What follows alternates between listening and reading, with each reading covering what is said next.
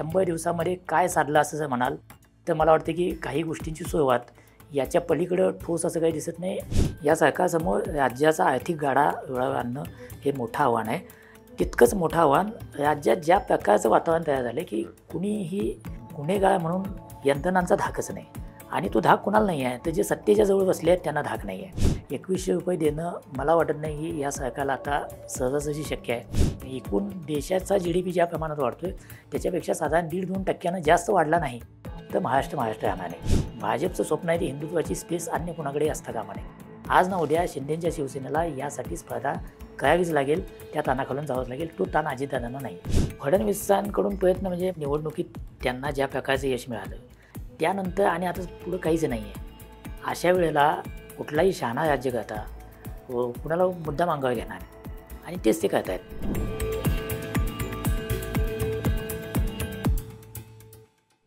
5 डिसेंबरला देवेंद्र फडणवीसांनी त्यांच्या तिसऱ्या मुख्यमंत्री पदासाठी शपथ घेतली। 5 डिसेंबरला देवेंद्र फडणवीसांनी मुख्यमंत्री पदासाठी शपथ घेतल्यानंतर 16 मार्चला त्यांच्या या नवनियुक्त सरकारचे 100 दिवस हे तांत्रिकदृष्ट्या पूर्ण झालेले आहेत। 100 दिवस पूर्ण झाल्यानंतर या 100 दिवसामध्ये देवेंद्र फडणवीस यांच्या कार्यकाळामध्ये महाराष्ट्रात बरंचसं पुलाखालनं पाणी वाहून गेलेलं आहे। त्यामध्ये संतोष देशमुख यांची हत्या झाली। त्यानंतर जर का आपण बघितलं तर त्यांचे 2 मंत्री महायुती सरकारचे हे राजीनामा त्यातल्या देण्याच्या त्या उंबरठ्यावरती आहेत। त्यातल्या धनंजय मुंडे यांचा राजीनामा झालेला आहे। माणिकराव कोकाटे हे कधी राजीनामा देऊ शकतात किंवा तशी परिस्थिती आता राजकारणात आहे। त्याशिवाय जर का बघितलं तर फडणवीसांनी त्यांच्या अर्थसंकल्प अधिवेशनामध्ये परत एकदा घोषणांचा पाऊस पाडलेला आहे।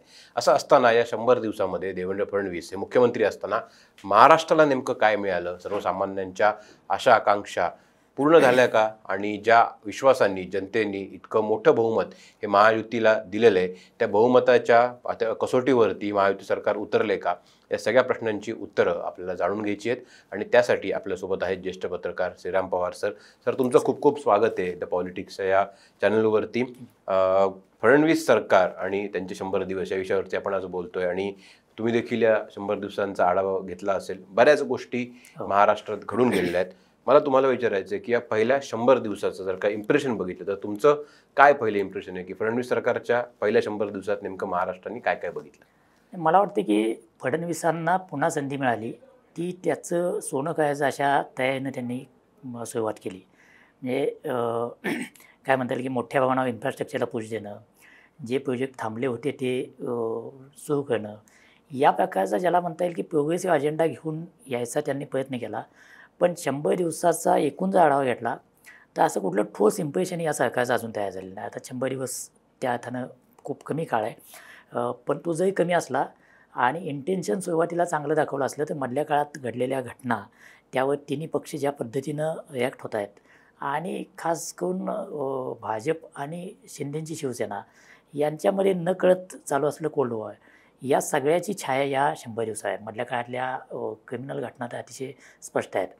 त्यामुळं इंटेन्शन चांगलं आहे, पण 100 दिवसामध्ये काय साधलं असं जर म्हणाल तर मला वाटतं की काही गोष्टींची सुरुवात याच्या पलीकडं ठोस असं काही दिसत नाही। आणि ज्या प्रकारचं वातावरण आत्ता महाराष्ट्रात तयार झालेलं आहे तर ते वातावरण बदलणं हे मुळात कुठल्याही अर्थानं महाराष्ट्राला प्रगतीवर न्यायचं असेल तर त्याच्यासाठी आवश्यक आहे। कारण आर्थिक आघाडीवरचा महाराष्ट्राचा जो प्रगतीचा आलेख आहे तो कुणी काहीही सांगितलं तर तो पूर्वीचा लौकिक राहिलेला नाही आहे, तो घसरतो आहे। असं आपल्याला आर्थिक सर्वेक्षणाचा जो आर्थिक पाहणी अहवाल बजेटच्या आधी सादर केला जातो त्या अहवालातून पण दिसते, बजेटमध्ये पण त्याची चिन्ह दिसत आहेत आणि ज्या प्रकारची आकडेवारी वेगवेगळ्या माध्यमातून समोर येते त्याच्यामध्ये पण ते दिसते।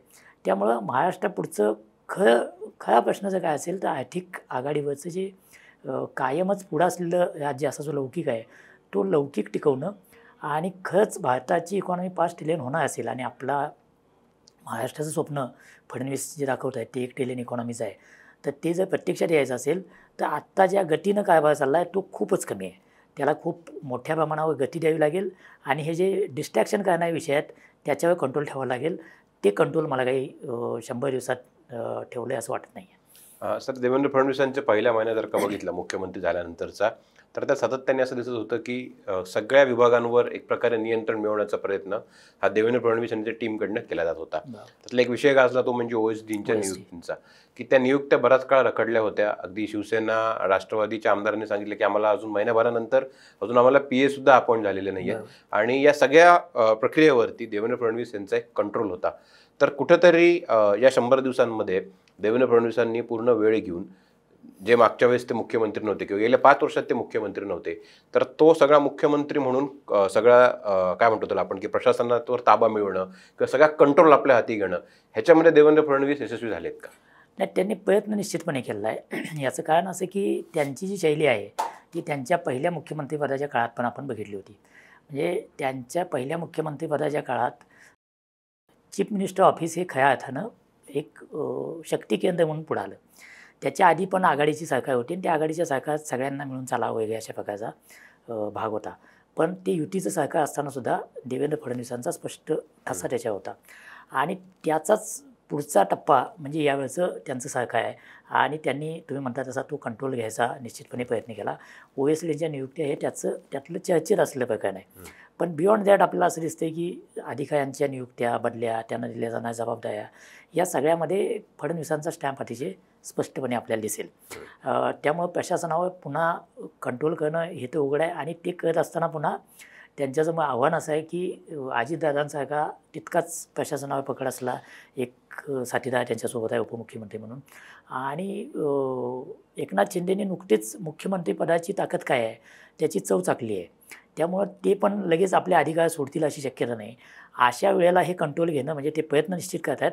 पण आघाडी किंवा युती म्हणून काही मर्यादा असतात, त्या मर्यादा पण आपल्याला पाहाव्या लागतील. पण OSDच्या संदर्भात त्यांनी एक भूमिका घेतली आणि आपल्या त्यानिमित्तानं हे मंत्रालयात कधी ना कधी जाणाऱ्यांना माहिती आहे की OSD काय प्रकरण तयार झालेलं आहे महाराष्ट्रात. पण जे सामान्य माणसांनासुद्धा OSD हे काहीतरी खूप महत्त्वाचं प्रकरण आहे आणि पालकमंत्री हे त्याच्यापेक्षा महत्त्वाचं प्रकरण आहे हे लक्षात आलं. खरं तर या दोन्ही गोष्टी एका अर्थानं प्रशासन चालवण्यासाठीच्या आहेत. म्हणजे OSDने त्यांना मदत करावी मंत्र्यांना खात्याचा कारभार करण्यात, आणि पालकमंत्र्यांनी जिल्ह्याचं कोऑर्डिनेशन करावं. पालकमंत्र्याचा सगळ्यात मोठा अधिकार काय आहे तर त्या DPCच्या मिटिंगचे अध्यक्ष म्हणून बसणं आणि त्या फंड वाटपावर एक प्रकारचा कंट्रोल ठेवणं.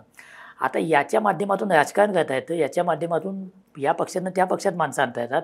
हे सगळं मागच्या काळात दिसलं. त्यामुळे पालकमंत्री या पदाला एक वलय तयार झालं आणि पालकमंत्री पदाच्या नियुक्त्या पण रखडल्याचं आपण बघितलं.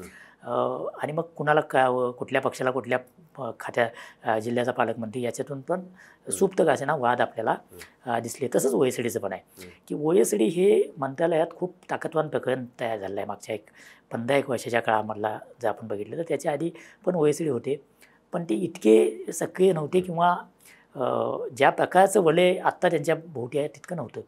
आणि त्या दृष्टिकोनातून फडणवीसांनी जी मूव केली ती मला वाटते की हे जे नेक्सस तयार होते ते एका अर्थानं तोडणारी ती मूव आहे किंवा तसा प्रयत्न ते त्यांनी निश्चितपणे केला. त्यामुळं त्याचं स्वागत करायला पाहिजे. आपण OSDबद्दल बोललो, पण त्यानंतर आपण बघितलं तर 5 डिसेंबरला देवेंद्र फडणवीसांनी मुख्यमंत्रीपदाची शपथ घेतली आणि 9 डिसेंबरला संतोष देशमुख यांची अत्यंत निर्घृणपणे महाराष्ट्रात हत्या झाली. मग संतोष देशमुख यांची झालेली हत्या, त्यानंतर त्याचा वाल्मिक कराडशी लागलेलं कनेक्शन, आणि त्यानंतर मग धनंजय मुंडे यांचा राजीनामा, या सगळ्या गोष्टींमुळे जर का आपण बघितलं तर म्हणजे संतोष देशमुख यांची हत्या झाल्यानंतर जवळपास 2-3 महिने गेले धनंजय मुंडे यांचा राजीनामा यायला. आणि या मधल्या काळामध्ये धनंजय मुंडे, देवेंद्र फडणवीस यांचे असलेले संबंध, राजकारण, दबाव, या अनेक गोष्टी बाहेर आल्या. तर कुठंतरी संतोष देशमुख हत्या प्रकरणामुळे देवेंद्र फडणवीस हे जे कार्यक्षम मुख्यमंत्री म्हणून त्यांची जी ओळख होती त्याच्यावरती एक डाग लागला का? नाही, देवेंद्र फडणवीसांनी नेहमीच गृह खात्यावर नियंत्रण असलेला मुख्यमंत्री अशी आपली प्रतिमा निर्माण करण्याचा प्रयत्न केला. पहिल्या 5 वर्षाच्या काळात ते त्यात बऱ्याच अंशी यशस्वी पण झाले आहेत. पण आत्ता म्हणजे ज्या हत्येचा, संतोष देशमुखांच्या हत्येचा तुम्ही उल्लेख केला, ती हत्या आणि त्यानंतरच्या सगळ्या घडामोडी जर बघितल्या तर गृह खात्याविषयी प्रश्न पडावेत अशा अनेक गोष्टी करतायत. आणि हे गृह खात्याचं मंत्रिपद असलेल्या कुणासाठी फार चांगली गोष्ट नाही आहे. म्हणजे देवेंद्र फडणवीसांच्या प्रतिमेसाठी पण हे चांगलं नाही आहे की ज्या प्रकारे ती हत्या झाली, नंतर त्याचे व्हिडिओ बाहेर आले आणि मग त्यानंतर मंत्र्यांनी राजीनामा दिला. जणू काय व्हिडिओ बाहेर आल्यानंतर राजीनामा दिला असं परसेप्शन तयार झालं. पण ते व्हिडिओ जर तपास यंत्रणांना आधीच मिळाले असतील तर ते राज्य चालवणाऱ्या मुख्यमंत्री आणि उपमुख्यमंत्र्यांना माहीत नव्हते का? तर ते माहिती असायला पाहिजेत. आणि ते पब्लिकमध्ये आल्यानंतर त्याची काय रिॲक्शन होईल हे माहीत नव्हतं का? तर हेही माहिती असायला पाहिजे, कारण हे सगळे मरलेले राजकारणी आहेत. असं असूनसुद्धा त्यांनी हे सगळं होऊ दिलं. मला वाटते कुठेतरी सुतं हातून त्यांच्या या प्रकरणात ते निसटलेली आहेत असं दिसतंय. आणि ते सगळं प्रकरणच म्हणजे त्यातली हत्या, त्यातला क्रूरपणा, त्यातली विकृती या सगळ्याची खूप चर्चा झाली आहे. मला वाटते की आत्ता फडणवीस सरकारसमोर म्हणजे महायुती म्हणून मी म्हणतो, फक्त मुख्यमंत्री ह्याचा नव्हे. जसं मी मगाशी म्हणालो की या सरकारसमोर राज्याचा आर्थिक गाडा रुळावर आणणं हे मोठं आव्हान आहे. तितकंच मोठं आव्हान राज्यात ज्या प्रकारचं वातावरण तयार झालं की कुणीही गुन्हेगार म्हणून यंत्रणांचा धाकच नाही. आणि तो धाक कुणाला नाही आहे, तर जे सत्तेच्या जवळ बसले आहेत त्यांना धाक नाही आहे. आणि मग एक वाल्मिक कराड म्हणजे तो कोण माणूस, तो किती मोठा होतो, त्याची संपत्ती काय, त्याच्या गाड्या काय, अशी सगळी चर्चा चालू होती. त्याच्या पाठोपाठ कोणतरी बोक्यापुढे येतो. म्हणजे हे जे काही महाराष्ट्रात चाललं आहे, हे महाराष्ट्राच्या संस्कृतीशी सुसंगत नाही आहे. आणि हे सगळं घडत असताना एक अचानक घडलेलं नाही आहे. हे सगळं घडत असताना दोन्ही बाजूच्या म्हणजे आत्ता विरोधात असलेल्यांचं पण सरकार येऊन गेलं आहे आणि आत्ता सत्तेत असलेल्यांचं पण सरकार आलेलं आहे. त्याच काळात वाल्मिक कराड तयार झाला आहे, त्याच काळात हा बोक्या तयार झाला आहे. आणि हे आता आले म्हणून माझ्या दृष्टीनं त्यापेक्षा गंभीर मुद्दा असा आहे की हे समोर आलेले वाल्मिक कराड आणि बोक्या आणि ते आका आणि काका सगळे आहेत. पण असे हे जे काही गणंग आहेत, हे तुम्हाला कुठलीही MIDC घ्या तुम्ही आणि कुठलाही उद्योग घ्या, त्याच्या आजूबाजूला दिसतील की ज्यांचा दबाव आहे, जे उद्योगपतींकडून रेग्युलर काही ना काहीतरी उखळायचा प्रयत्न करत असतात. ते तिथं कंत्राटं कोणाला द्यावी, नोकरी कोणाला द्यावी, इथं पर्यंतचे प्रभाव टाकत असतात. आणि हे जे नेक्सस सगळ्या महाराष्ट्रावर सुरू झालं आहे, हे महाराष्ट्राच्या उद्योगस्नेही अशी जी प्रतिमा आहे, म्हणजे महाराष्ट्राच्या स्थापनेपासून महाराष्ट्राची प्रतिमा अशी आहे की इथं राजकारण आहे, राजकीय स्पर्धा आहे, पण जेव्हा उद्योगाचा प्रश्न येतो तेव्हा लोक राजकारण करत नाहीत. अशा प्रकारचं वातावरण असल्यामुळे इथं उद्योग वाढले महाराष्ट्रात. तर त्या वातावरणाला तडा देणारं हे प्रकरण आहे. आणि मग राजकीय नेत्यांच्या जवळ राहायचं, त्यांच्या आश्रयाला राहायचं, त्यांनी यांना मदत करायची, यांनी त्यांना मदत करायची, आणि त्या बदल्यात वाल्मिक कराड किंवा अशा सगळ्या तत्सम लोकांच्या या सगळ्या विकृत गोष्टींकडे कानाडोळा करायचा, असं जे काही सगळीकडे पसरलेलं आहे हे खणून काढणं म्हणजे दोषी असेल तर सोडणार नाही, हे अतिशय स्टँडर्ड वाक्य झालं. आणि ते वाक्य आता गुळगुळीत झालेलं आहे. ते वाल्मिक कराडच्या संदर्भात पण आपण मुख्यमंत्री, उपमुख्यमंत्री सगळ्यांकडून ऐकलं. धनंजय मुंडेंच्या राजीनाम्यासंदर्भात पण ऐकलं. पण हे कुणी लोक नवे नाही आहेत. यांना यंत्रणा माहिती आहेत, यांना काय घडतंय माहिती आहे. आणि असं असताना तुमच्या हातात महाराष्ट्र आहे, तुमच्या हातात महाराष्ट्राचं भवितव्य आहे. आणि आता ते हे सगळे एलिमेंट कुठल्या टोकापर्यंत, कुठल्या विकृतीपर्यंत जात आहेत हेही तुम्हाला दिसलं आहे. हे दिसल्यानंतर मला वाटते की सत्तेत असल्याने ते किमान आपल्याजवळ असलं कोणी राहणार नाही याची काळजी घ्यायला पाहिजे. कारण उद्याचा महाराष्ट्र आणि उद्याच्या पिढ्यांचं भवितव्य त्याच्यावर अवलंबून आहे. आपण बघितलं तर धनंजय मुंडे यांचा राजीनामा झाला आणि माणिकराव कोकाटे यांचं राजीनाम्यापर्यंत जाऊन आले. आता ते सगळं प्रकरण हे कोर्टामध्ये प्रलंबित आहे. असं असताना फक्त 100 दिवसाच्या आतमध्ये महायुती सरकारचे 2 मंत्री हे राजीनाम्याच्या पर्यंत जातात. तर मग हे जे सगळं चाललेलं आहे सरकारमध्ये, हे देवेंद्र फडणवीसांसाठी पुढच्या काळामध्ये किती धोकादायक असणार आहे किंवा किती धोक्याची घंटा आहे? मला वाटतं त्याच्याकडे 2-3 बाजूने बघता येईल. एक तर राजकीयदृष्ट्या म्हणाल तर त्यांना आता काहीच धोका नाही. याचं कारण पूर्ण बहुमत आहे. 3 पक्षाचं मिळून तर खूपच मॅसिव्ह बहुमत आहे. आणि खुद्द BJP पण बहुमताच्या अगदी जवळपास आहे. त्यामुळं त्यांना राजकीयदृष्ट्या काही धोका आहे असं याच्यामुळे होत नाही. पण देवेंद्र फडणवीस कायम एक स्वतःची प्रतिमा बनवून आणि ती टिकवणं आणि ती वाढवण्याच्या प्रयत्नात आहेत. आणि त्यासाठी ते मेहनत पण घेत आहेत. म्हणजे ते काही नाकारायचं कारण नाही. पण त्यासाठी मात्र नक्की मार्ग आहे. म्हणजे ते मुख्यमंत्री म्हणून राहतील का, तर अशा आणखी 10 घटना घडल्या तरी काही फरक पडत नाही. असं आता इतकं आपलं राजकारण निभळ झालेलं आहे. त्यामुळं त्यांना काही फरक पडणार नाही. पण देवेंद्र फडणवीसांकडून जी महाराष्ट्रातल्या काय म्हणता येईल की सुजाण, लिहिण्या वाचणाऱ्या, शिकलेल्या, सुशिक्षित वर्गाची अपेक्षा आहे, त्या अपेक्षांना तडा जाणाऱ्या या घडामोडी आहेत. कारण राज्याचं नेतृत्व म्हणून त्यांच्याकडून अपेक्षेनं बघितलं जाते. आणि त्यांच्याकडून असलेल्या अपेक्षा ह्या इतरांपेक्षा थोड्या अधिक आहेत, कारण ते त्यांनी स्वतः तयार केलेल्या आहेत. आणि एकदा तुम्ही स्वतःच्या अपेक्षा उंचावल्या, म्हणजे जसं दिल्लीमध्ये अरविंद केजरीवालांबाबत होतं की त्यांनी स्वतःच्या अपेक्षा इतक्या उंचावल्या होत्या, त्यानंतर छोटी जरी चूक झाली तर लोक तुमच्याकडून ही अपेक्षा नाही असं म्हणतात. तर सिमिलर देवेंद्र फडणवीसांना लागू होते. त्यामुळं या मस्साजोगचं प्रकरण असेल किंवा त्यानंतर जे काही कायदा सुव्यवस्थेशी संबंधित घडामोडी घडतात, अगदी नागपूरमधली दंगल असेल, तर या सगळ्या गोष्टी त्यांच्या प्रतिमेसाठी काही फार चांगल्या नाहीत. त्यांना जितक्या जमेल तितक्या लवकर या सगळ्यावर कंट्रोल करावं लागेल. आपण बघितलं की जाहीरनामा जेव्हा महायुती सरकारने घोषित केला होता निवडणुकांच्या आधी, तेव्हा त्यात अनेक घोषणांचा पाऊस पडला होता आणि विशेषतः लाडकी बहीण योजनेमध्ये 2100 रुपये देऊ असं त्यांनी सांगितलं होतं. आता दोन अधिवेशनामध्ये पार पडलेली आहेत आणि एक अधिवेशन पार पडलेलं आहे आणि ह्याच्यामध्ये देखील त्यांनी सांगितलं की आत्ता तर आम्ही काही देऊ शकत नाही. थोडासा सूर बदललेला दिसतोय सरकारचा की आर्थिक स्थिती जेव्हा चांगली होईल तेव्हा आम्ही 2100 रुपये देऊ असं पण सांगितलेलं आहे. तर मग काय की जाहीरनाम्यात जी गोष्ट कबूल केली होती फडणवीसांनी ती त्यांना डिलिव्हर करता येत नाहीये. नाही, ती आत्ता ते डिलिव्हर करत नाहीत हे अतिशय स्पष्ट आहे. आणि आता त्याच्यावर त्यांची बोलायची इच्छा नसेल. म्हणजे फक्त फडणवीस नव्हे, तर या कुणाच्याच नेत्याची परवा कुठंतरी अजितदादा बोलल्याचं मी वाचलं की पैशाचं सोंग आणता येत नाही. आणि काय की पैशाचं सोंग आणता येत नाही, पण पैशाचं सोंग आणता येत नाही हे आता सत्तेवर आल्यानंतर कळालं का? तर याचा दुसरा अर्थ काय आहे की निवडणुकीत वायमाप आश्वासनं द्यायची आणि मग नंतर परिस्थिती तर तुम्हाला पण माहिती होती, या सगळ्यांना माहिती होती राज्याची आर्थिक अवस्था काय आहे. ती सिमिलरली विरोधकांना पण माहिती होती, तरी त्यांनी पण असंच आश्वासन दिलं होतं. त्यांच्याही जाहीरनाम्यात याच प्रकारचं आश्वासन होतं. त्यामुळं आश्वासन मोडलं यासाठी विरोधकांनी किती हल्ला बोल करावा याच्यावर मर्यादा आहेत. पण ते आश्वासन मोडलं गेलं हे नक्की आहे. 2100 रुपये देणं मला वाटत नाही की या सरकारला आता सहजासहजी शक्य आहे आणि जवळपास पुढची निवडणूक होईपर्यंत त्यात काही होईल असं मला वाटत नाही. याचं कारण ज्या प्रमाणात त्याला काय म्हणता येईल की आउटले आहे, तर तो महाराष्ट्राच्या एकूण फायनान्सला फार परवडणार नाही आहे. मुळातच या प्रकारच्या योजना असाव्यात का याच्यावर सिरियस डिबेट होण्याची गरज आहे. ते अर्थतज्ञांमध्ये होतो आहे, पण तो राजकारणात होत नाही किंवा सामान्यांपर्यंत पोचत नाही.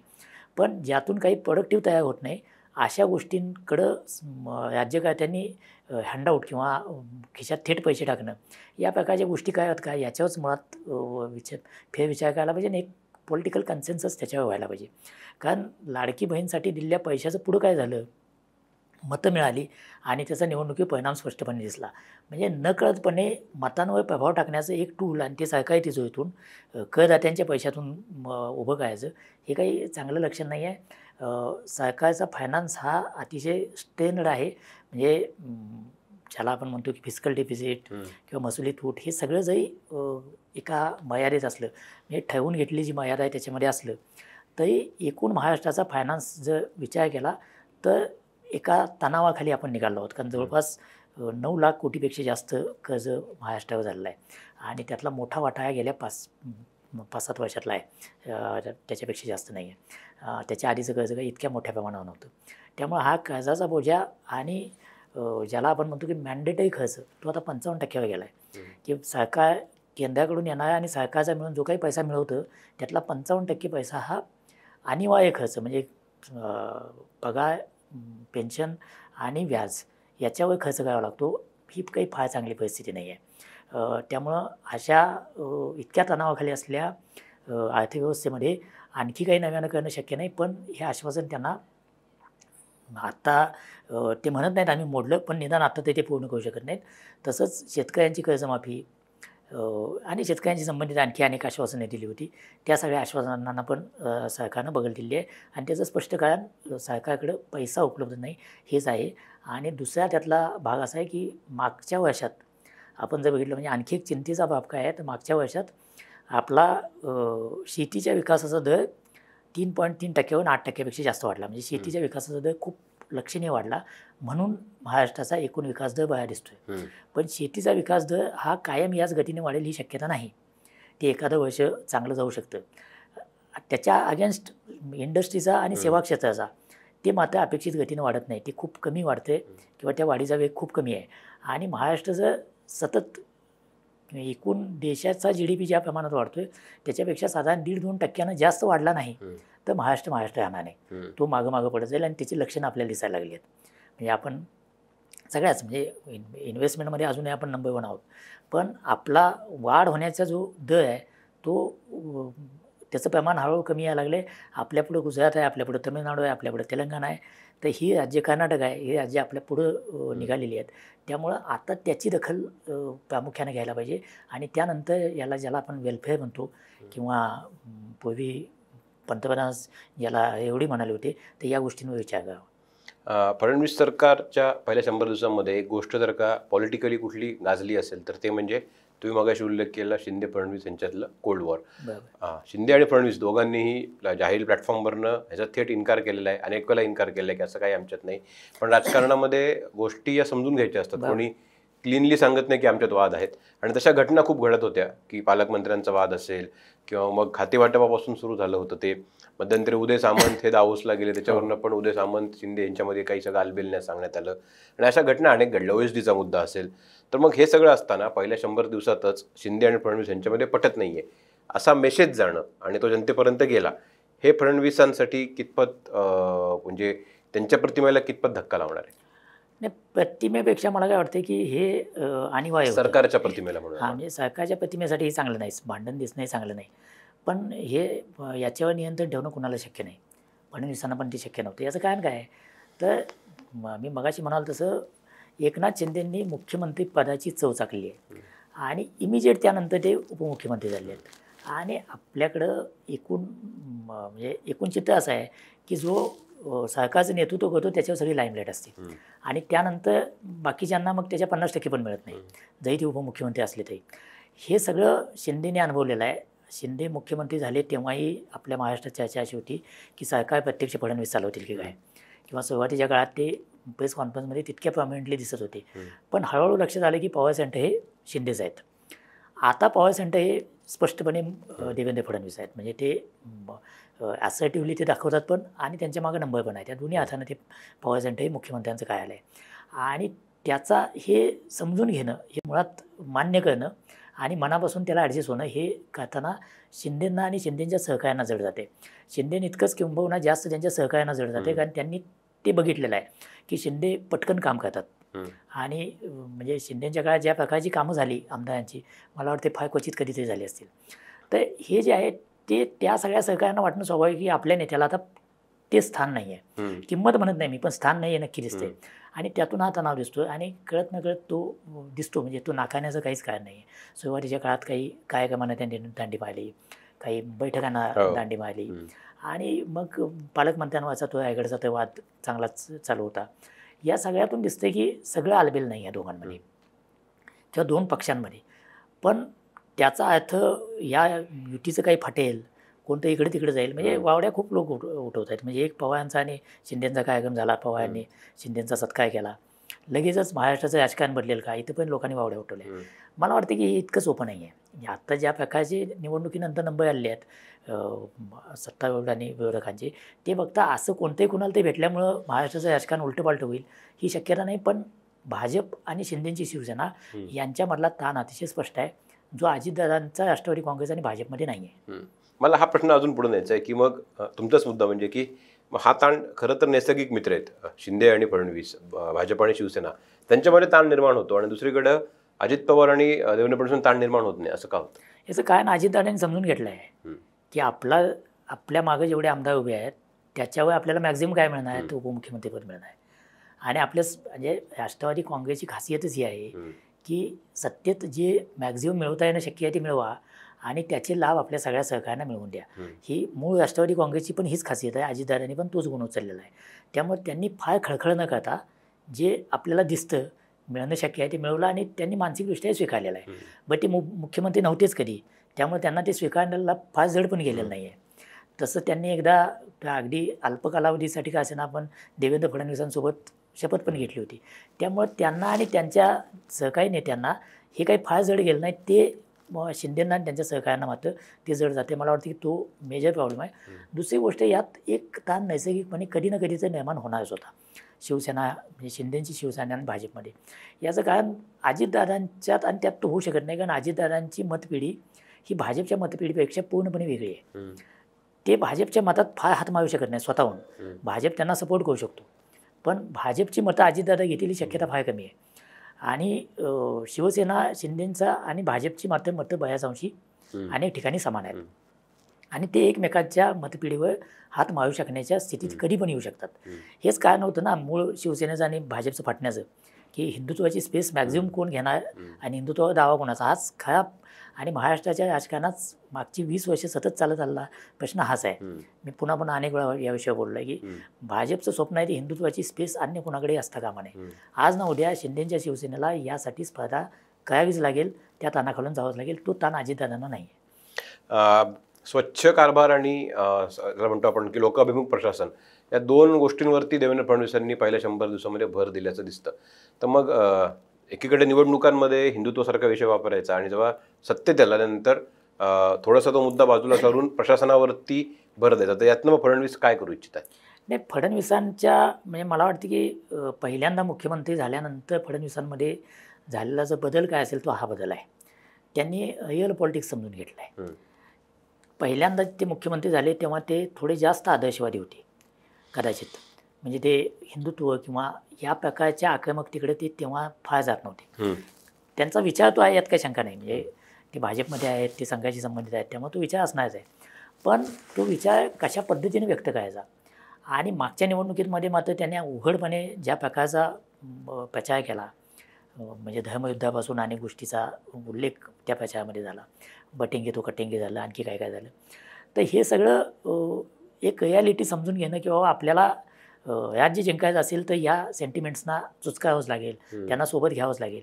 आणि हे जेव्हा तुम्ही करता तेव्हा तुमचं जे तुमचा जो अजेंडा आहे त्याची जी कॉम्प्रोमाइज करावं लागते ती दिसते आपल्याला. पण ते करत असताना पुन्हा एक मूळ प्रतिमा त्यांची जी आहे की स्वच्छ आणि काय लोकाभिमुख प्रशासन करून पाहणारा नेता, तुलनेत त्यांच्या तरुण नेता, तर ती पण त्यांना टिकवायची आहे. त्यामुळे ही कसरत त्यांना करत राहावी लागणार आहे.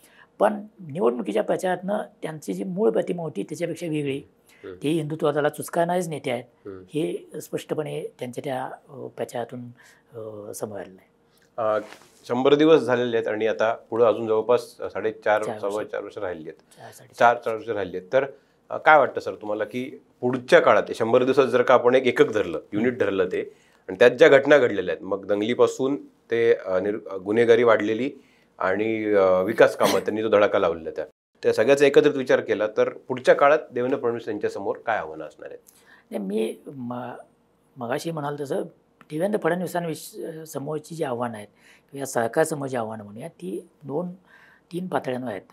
एक तर आपल्या महाराष्ट्रामध्ये मुंबई, पुणे आणि नाशिक, ज्याला गोल्डन ट्रायंगल असं लोक म्हणतात की एकूण इन्व्हेस्टमेंट आणि या सगळ्याच्या दृष्टीनं, आणि त्यात एक नागपूर आपण जमेला धरू की अलीकडच्या काळामध्ये खुद्द देवेंद्र फडणवीस आणि नितीन गडकरी यांच्या प्रभावामुळं काही प्रमाणात तिकडे हालचाल होती. हे जर सोडलं तर उर्वरित महाराष्ट्राची परिस्थिती अतिशय वाईट आहे. अतिशय वाईट म्हणजे हे 3-4 जिल्हे सोडले तर बाकीच्या, आणि मग कोल्हापूरसारखा जिल्हा की जिथं अगदी पूर्वीपासूनच परिस्थिती बरी आहे आर्थिकदृष्ट्या, ते जर सोडले तर बाकीच्या महाराष्ट्राची तुलना बिहार, उत्तर प्रदेशशी करावी अशी आर्थिक परिस्थिती आहे. आणि हे सगळं आकड्यांना दिसतंय, म्हणजे यात काय सांगूवांगीचं काही नाही आहे. हे आपल्याला सगळ्या आकड्यांमध्ये प्रत्येक जिल्ह्याचा GDP मोजलेला आहे सरकारनं, त्याच्यातून दिसते. आणि अशी जेव्हा अवस्था असते तेव्हा त्याचं महत्त्वाचं कारण आहे ते शेतीमध्ये असलेला डिस्ट्रेस.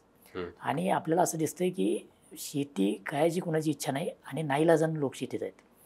म्हणजे फक्त महाराष्ट्रात नव्हे तर देशामध्ये मागचं दशक आपल्या देशाच्या वाटचालीतलं पहिलं दशक असं आहे की ज्याच्यामध्ये शेतीवर अवलंबून असलेल्या लोकांची संख्या वाढली. ती संख्या कमी होणं हे चांगल्या आर्थिक वाढीचं निदर्शक आहे. तर ती वाढली. असं जर होत असेल तर निश्चितपणे काहीतरी बिघडतं. काहीतरी बिघडते म्हणजे काय, तर मॅन्युफॅक्चरिंग क्षेत्र हलत नाही आहे. सगळ्यात मोठा आपला प्रॉब्लेम काय आहे, तर मॅन्युफॅक्चरिंग क्षेत्रामध्ये काही हालचाल, मेजर हालचाल होत नाही असं नाही, पण खूप कमी आहे. त्यात नवे जॉब क्रिएट होत नाहीत. मॅन्युफॅक्चरिंगमध्ये जे मोठ्या उद्योग आहेत त्याच्यामधला ॲटोमेशनकडे सगळा भय आहे. आर्टिफिशियल इंटेलिजन्स वगैरे विषयी लोक खूप मोठ्या प्रमाणात बोलायला लागलेत. नुसतं बोलत नाही, ते प्रत्यक्षात यायला लागले, आणि त्याचा परिणाम म्हणजे रोजगार नसलेली वाढ ही मोठ्या प्रमाणात होते. आत्ता पण आपल्या देशामध्ये जवळपास 92-94% लोक हे असंघटित क्षेत्रात काम करत आहेत.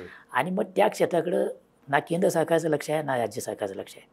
आणि ते तसंच ठेवून मग तुम्ही जर गुंतवणूक आणि पुन्हा असेच आधुनिक उद्योग की जे खूप कमी लोकांवर चालत आहेत असं जर करणार असाल तर एक मोठा नेस्ट महाराष्ट्राच्या ग्रामीण भागात तयार होणार आहे. तो ऑलरेडी तयार झालेला आहे. म्हणजे ग्रामीण भागातल्या मुलांची लग्न होत नाही, तिथंपासून आपल्याला त्याचे परिणाम दिसत आहेत. आत्महत्या, कुणी सत्य असलं की विरोधी पक्ष टीका करतो, पण आत्महत्या थांबवता आल्या नाहीत, हे वास्तव आहे. किंवा हे जे काही खंडणी खोळ तयार झाले आहेत त्याच्यामागं पण हे काय नाही की बेकारी मोठ्या प्रमाणावर आहे. तर या सगळ्याचा विचार करता हा ग्रामीण भागातला आणि हे 3-4 जिल्हे सोडून इतर जिल्ह्यांमध्ये विकासाचा काही प्रयत्न न्यायचा, याचं नियोजन करणं हे मला वाटतं की सगळ्यात मोठं आव्हान आहे. आणि त्यानंतरचं आव्हान जी गुन्हेगारी ज्या प्रकारचे चं डोकं वर काढते, तर त्याच्याकडं प्राधान्यानं सरकारला लक्ष द्यावं लागेल. कारण कळत नकळत समाजात फूट पडायला लागली आहे. ती जातीच्या आधारावर आहे, ती धर्माच्या आधारावर आहे आणि ते जे एलिमेंट समोर यायला लागले आहेत. म्हणजे औरंगजेबावरून आज आपल्याकडे दंगली व्हाव्यात हे मुळातच 100 वर्षाची जी काही प्रबोधनाची वाटचाल झाली महाराष्ट्राची, त्यालाच फाट्यावर मारण्यासारखं आहे. आणि हे कोण घडवतंय? तर पुन्हा सगळे राजकारणी या बाजून नाही तर त्या बाजून पडतायत, की कुणालाच असं वाटत नाही की हे आता थांबवायला पाहिजे किंवा ह्याच्यावर बोलू नये आपण. तर या ज्या गोष्टी घडतायत त्या मला वाटते की काही चांगल्या घडत नाहीत. याचं कारण एखादा ज्येष्ठ नेता सहजपणे एखादी गोष्ट बोलून जातो आणि त्याचे खाली जे परिणाम होतात ते मात्र खूप टोकाचे परिणाम झालेले असतात. आणि ती फूट म्हणजे आत्ता जर तुम्ही महाराष्ट्राच्या कुठल्याही भागात गेला तर तुम्हाला गावागावात ही फूट दिसायला लागेल. आणि ती फूट सांधणं हे या सरकारसमोर किंवा विचार करणाऱ्या कुठल्याही माणसासमोरचं मुख्य काम आहे. तसंच मस्साजोगच्या प्रकरणात आपल्याला दिसतं की ते सगळं जातीय अंगाने गेलं. ही जात विरुद्ध ती जात असा त्याच्यामध्ये नकळत टोन आला. मग राज्यकर्त्यांना काय वाटतं हे किंवा त्यांच्या हातात राहत नाही. कारण सोशल मीडियामधून ज्या प्रकारे लोक व्यक्त होतात त्यातून सहज हा ट्रेंड तयार होतो. आता औरंगजेब आदर्श वाटायचं कुणालाच कारण नाही. पण एका बाजूनं तुम्ही एक जोर लावायला सुरुवात करता तेव्हा कोणतंही मूर्खपणा करतो आणि औरंगजेबाची बाजू घेतो. तर ते घेऊच नाही, त्यात काही वादच नाही, त्याच्याविषयी शंका असायचं काही कारणच नाही. पण मग महाराष्ट्रात कोणत्याही औरंगजेबाचं स्टेटस ठेवतो आणि कोणतंही त्या लॉयन्स बिश्नोईचं पण स्टेटस ठेवतो. हे दोन्ही वेडेपणाच्या गोष्टी आहेत. तर या गोष्टी होतात का याच्यावर त्याला हवा देण्याने विचार केला पाहिजे. ते जर तिथं थांबलं तर आपोआपच शेवटी म्हणजे अनपेक्षितपणे संघानाच सांगितलं नाही की औरंगजेब काय आताचा विषय नाही म्हणून. तर हे जे आहे ते मला वाटते की एका टप्प्यावर त्यांच्या लक्षात आलं की ही कबर काय आपल्याला उचलून कुठून फेकून देता येणं शक्य नाही. त्याला पुरातत्व खात्याचं पण संरक्षण आहे. शिवाय ते एक मराठ्यांच्या पराक्रमाचं प्रतीक म्हणून पण त्याच्यामागं काही भावना आहेत. हे सगळं इतक्या उशिरा लक्षात यायचं काय नाही. हे तुम्ही काय महाराष्ट्रात नाही आहेत का? तुम्हाला महाराष्ट्राचा इतिहास माहीत नाही का? तर अशा गोष्टी सतत काही ना काही ते काढत राहणं आणि त्याच्यावरून वातावरण तापवणं मला वाटतं की हे थांबवायला पाहिजे. हे महाराष्ट्राच्या नुसतं प्रतिमेला बाधक नाही तर महाराष्ट्राच्या प्रगतीला पण बाधक आहे. ते एक मोठं आव्हान सरकारसमोर आहे. आणि तिसरा जो भाग आहे की पुन्हा तुम्ही जर बजेट बघितलं तर त्यातला जो इन्फ्रास्ट्रक्चरवरचा भय आहे तो सगळा पुन्हा पुणे मुंबई आहे. आणि आता काय खूप त्या सिंहस्थाच्या निमित्तानं हे होईल त्या शक्तिपीठ महामार्ग काय आणि नाशिकमध्ये होईल, तिथं मोठ्या प्रमाणावर खर्च होईल.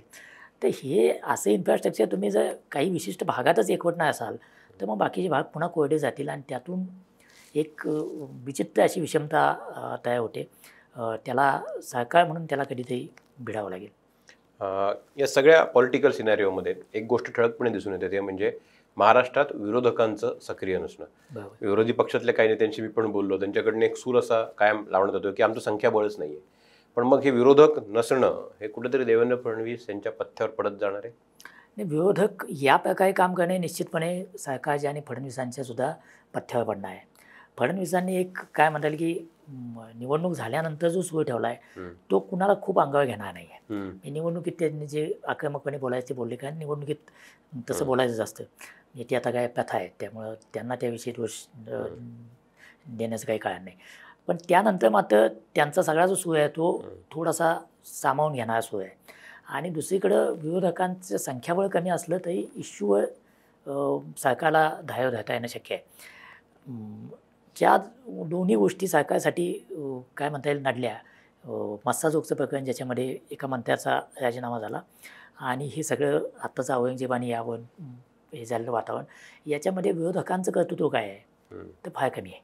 म्हणजे खूप प्रकरण पेटल्यानंतर ते त्याच्यामध्ये उतरलेले आहेत. हे दोन्ही सरकारनं केलेले सेल्फ गोल आहेत. म्हणजे सरकारला आपल्या हाताखालून परिस्थिती निष्ठू दिली त्यांनी आणि त्यातून झालं आहे.